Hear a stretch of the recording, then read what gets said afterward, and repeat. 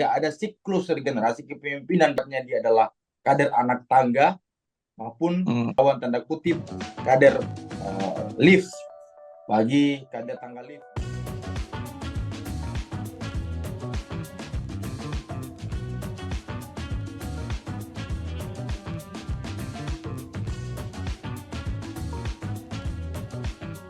Ya Kang, bisa kita mulai dari sekarang. Sebelumnya aku izin bertanya dulu. Izin sebelumnya boleh memperkenalkan diri Akang secara nama lengkap sama instansi terkait. Gitu. Ya, halo. Halo. Ya, boleh memperkenalkan diri, Mas. Mas, boleh memperkenalkan diri. Ya. Ya, terima kasih. Assalamualaikum warahmatullahi wabarakatuh. Dan uang yang baik ini. Perkenalkan, saya Mulmo Budiman. Kebetulan kami dari Forum Politisi Muda Indonesia atau FPMI, langsung jajaran Presidium Nasional atau Presnas dari Forum Politisi Muda Indonesia.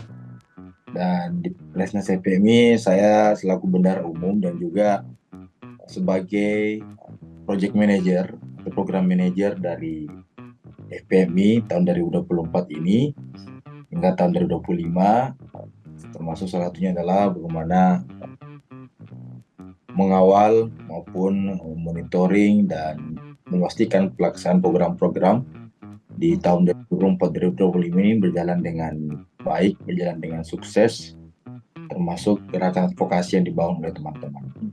Pikir itu. Ya Mas, kami sendiri dari Virtusipi, aku Alfi, izin memperkenalkan diri. Kita itu sebelumnya ada ketertarikan dengan topik isu yang diangkat sama FMI terkait masalah untuk kemarin ada uji material katanya ke MK soal masalah bahwa anggota legislatif seharusnya periodenya dibatasi menjadi 2 periode. Kalau boleh tahu Mas, dasar dari ajuan uji material itu kenapa gitu? Kenapa harus ada pembatasan dari anggota legislatif gitu? Dan ini kan baru gitu, ada gugatan ini dan kami agak sedikit tertarik dengan topik tersebut. Oh ya, pertama gini, ini sebenarnya dari tahun sebelumnya itu sudah ada yang pernah mengajukan oleh secara personal, namun itu ditolak oleh MK. Kemudian baru-baru kalau tidak salah di bulan 9 atau bulan 10 ada salah satu caleg dari P3 DPR RI mengajukan juga, tapi masih proses. Ada juga yang pernah mengajukan, tapi dia dalam proses ini dia mencabut dia punya pengajuan. Nah, kali ini kami atas nama kelembagaan dan juga beberapa atas nama personal, kenapa kemudian kami melakukan pengajuan judicial review ini, uji material ini.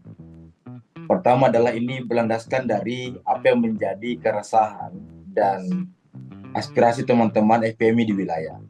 Kami punya beberapa pengurus wilayah FPMI yang tersebar dari Sumatera sampai Maluku, Papua, sisa Papua yang belum kami bentuk. Itu beberapa kemudian merasa bahwa memang ALEG ini yang saat ini diatur dalam Undang-Undang MD3 hanya menyatakan bahwa masa jabatan 5 tahun dan berakhir setelah dilantik anggota DPR baru, namun tidak memberikan batasan secara spesifik sebagaimana jabatan eksekutif dan yudikatif.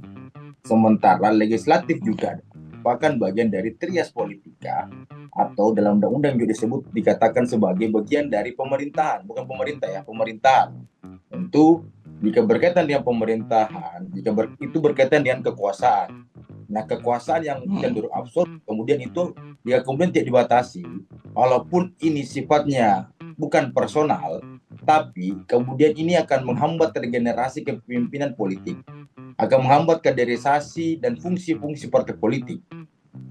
Olehnya, teman-teman melihat bahwa banyak di daerah kemudian, dari daerah sampai DPR pusat, banyak kemudian dari tiap dapilnya teman-teman di daerah ini, di wilayah, melihat bahwa mereka ini bahkan ada sampai 6 periode, 7 periode, ya kan? Masih dalam level yang Anggaplah contohnya di katanya ada teman di DPRD Kota Bandung itu ada bahkan 9 periode. Itu udah level yang kita harapannya adalah karena fungsi dari partai politik adalah kaderisasi dan regenerasi kepemimpinan, sehingga jika kemudian produk legislator ini adalah dari partai politik, sehingga kita ingin adanya inklusivitas dalam regenerasi dan kaderisasi kepemimpinan di tubuh partai politik, baik dalam tingkat lokal sampai di tingkat pusat, sehingga dibutuhkan yang namanya adalah bagaimana proses inklusivitas dan akselerasi regenerasi. Melalui apa? Batasan masa jabatan, karena muara dari partai politik tentu adalah bagaimana mendorong kader-kadernya itu bisa berkontestasi ataupun bisa masuk dalam ruang-ruang legislatif maupun eksekutif. Cuma eksekutif kan terbatas, kayak kepala daerah atau tingkat 2-nya 1-2 orang. Legislatif inilah yang kemudian menjadi ruang akselerasi, ruang implementasi, ruang transformasi bagaimana kader-kader partai politik yang kemudian ditempa di partai politik melalui pendidikan politik, melalui proses-proses politik, transformasi kepemimpinan dari tingkat lokal sampai tingkat pusat. Sehingga itu yang mendorong kami perlu kemudian ada inklusivitas secara cepat, secara organik, yang kemudian kita harapkan itu harus timbul, harus tumbuh melalui yang namanya pembatasan masa jabatan ALEG. Jika ini kemudian misalnya sudah dibatasi, anggaplah di DPRD tingkat 2, ketika seorang legislator terpilih misalnya sudah ada periode di tingkat 2, walaupun dia masih ada hasrat, masih ada kemauan untuk mengabdi menjadi seorang legislator, dia harus naik di level tingkat 1 ataupun satu tingkat di atasnya. Misalnya langsung ke pusat, itu pun ketika di tingkat 1 misalnya dia sudah ada periode, dia harus naik lagi di tingkat pusat, sehingga ada siklus regenerasi kepemimpinan di legislator yang secara berjenjang ini bisa terlihat bahwa ini betul-betul bisa memunculkan yang namanya inklusivitas kepemimpinan, baik teman-teman muda yang sifatnya dia adalah kader anak tangga maupun yang kemudian menjadi tantangannya juga adalah bagaimana melawan tanda kutip kader lift bagi kader tangga lift bagi seorang politisi. Jadi itulah menjadi landasan kami, karena kami menganggap bahwa selain persoalan regenerasi kepemimpinan yang harus kita dorong secara inklusif, dan juga ini kita mendorong agar mengurangi ataupun menekan yang namanya perilaku atau tindakan dinasti dan oligarki politik di dalam tubuh kepemimpinan politik yang ada di berbagai tingkatan ini, dari lokal sampai di pusat. Begitu Mas. Siap Mas. Sangat menarik karena ternyata bahwa ini untuk regenerasi dan juga pergantian siklus kepemimpinan biar lebih sehat berarti ya di partai politik sekaligus di pemerintahan, terkait pemerintahan daerah sampai provinsi dan nasional gitu. Yang boleh tahu Mas selanjutnya adalah apakah gugatan ini udah masuk dan udah berapa kali masa persidangan gitu? Udah berapa kali bersidang? Ini udah masuk. Kami pada tanggal 3 Desember kemarin baru saja dipanggil, diundang untuk melakukan sidang perdana, sidang pendahuluan oleh 3 hakim MK. Kami dipandu ataupun dibawakan oleh 3 hakim MK.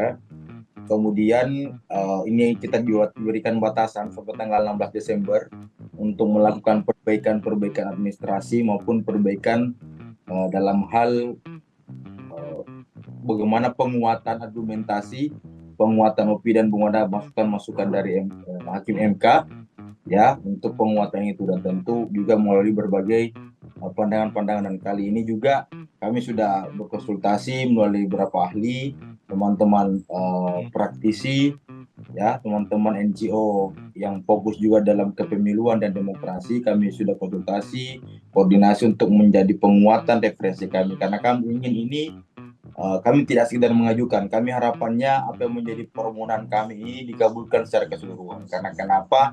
Ini sudah menjadi sangat urgen, karena kami melihat juga bagaimana pandangan opini publik khususnya teman-teman muda ini sangat berharap ini bisa kemudian dapat dikabulkan oleh MK. Ada kemudian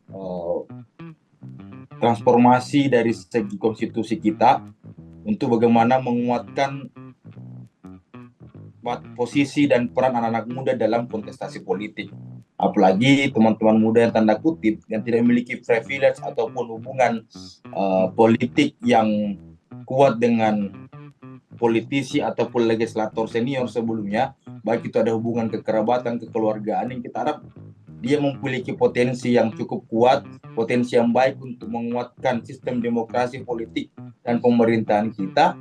Ya, kita ingin pemuda-pemuda seperti ini kita dorong dalam tubuh partai politik agar selama ini kita selalu mengalukan bahwa tingginya tingkat apatisme politik anak muda di dalam ruang-ruang politik maupun partai politik, itu yang kita coba mau secara perlahan kita coba potong, supaya apa, ketika ini terjadi kita lihat aja nanti bagaimana perubahan yang terjadi dalam sikap anak muda untuk mau berproses, berpendidikan, bagaimana ditempa dalam ruang-ruang partai politik, ruang-ruang proses politik. Karena apa, itu sudah menjadi fungsi dan peran partai politik sebagaimana yang diamanahkan dalam undang-undang.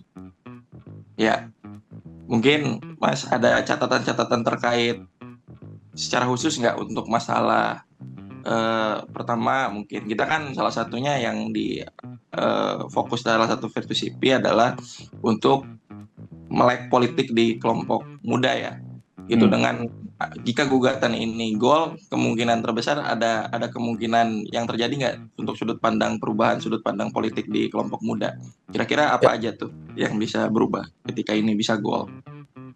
Ya, tentu kita berharap hilirisasi politik ya dari proses ini, hilirnya adalah dari hulu hilirnya ini adalah kita berharap bahwa kemudian ketika terjadi proses pembatasan masa jabatan, tentu ini akan membuka pikiran kita semua, dengan teman-teman muda yang memiliki potensi dan kapasitas yang cukup dan integritas yang cukup baik. Kenapa kemudian banyak apatis hari ini? Karena mereka menganggap analoginya adalah ketika kemudian teman-teman muda ingin turut berkontestasi dalam tuh partai politik dalam dapil yang sama, belum saja mendaftar, teman-teman sudah berpikir, aduh, kalau yang kita lawan ini orang sudah 4 periode di legislatif, ini tentu menjadi hal yang sangat berat untuk teman-teman mau turut berkontestasi. Orang sudah berpikir secara rasional, ya kan? Tapi ketika ini betul-betul dikabulkan oleh MK, saya yakin dan percaya bahwa kita sudah melihat bagaimana mengkaji secara utuh bahwa jika ini kemudian ada pembatasan dan kemudian output dari partai politik adalah bagaimana mendorong para kader-kadernya untuk bisa berpartisipasi aktif dan terlibat dalam kontestasi politik itu, saya yakin ini akan terbuka ruang yang sangat lebar. Akan ada fungsi kaderisasi dan regenerasi di tubuh partai politik yang sangat inklusif. Teman-teman muda akan berbondong-bondong untuk kemudian bisa berproses partai politik, apalagi jika kemudian yang selama ini juga kita dorong dan saat ini sudah diperbincangkan, syarat untuk menjadi caleg itu adalah minimal 3 tahun menjadi anggota partai politik. Tidak serta-merta kemudian ketika mereka baru mau musim caleg, baru mau mendaftar untuk ikut jadi caleg, padahal dia bukan sebagai kader dan bukan anggota parpol.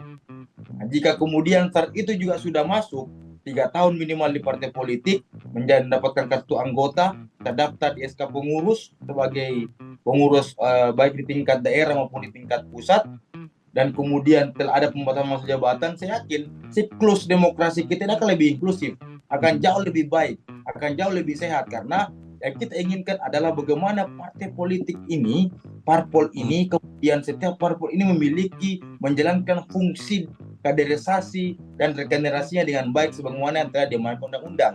Dan tentu dengan kondisi demografis yang kita miliki hari ini, bahwa dengan selalu kita menggaungkan narasi bagaimana bonus demografi, bagaimana usia populasi kelompok muda yang jauh lebih besar, ya tentu kita harapkan mereka tidak sekedar menjadi penonton biasa. Kita mengharapkan mereka ini mampu melanjutkan tongkat estafet kepemimpinan politik dari para leluhur dan seniornya dengan menciptakan iklim demokrasi yang jauh lebih bermartabat, jauh lebih inklusif, jauh lebih terbuka, sehingga persaingan atau kompetisi politik dalam tubuh kontestasi di legislatif, eksekutif maupun dalam internal party reformasi internal party ini akan berjalan dengan baik. Sehingga selama ini yang banyak kemudian survei itu menyatakan bahwa tingginya ketidakpercayaan persentase tingkat ketidakpercayaan publik pada institusi itu terlalu tinggi di partai politik, baru DPR. Dua ini saling berkaitan, ya. Jika kemudian orang masih menganggap bahwa ketidakpercayaan seseorang pada institusi-institusi pemerintahan itu ada dua yang paling tinggi, ini DPR RI dan partai politik. Karena mengapa? Terutama di tubuh-tubuh anak muda. Kenapa kemudian ini masih sangat tinggi?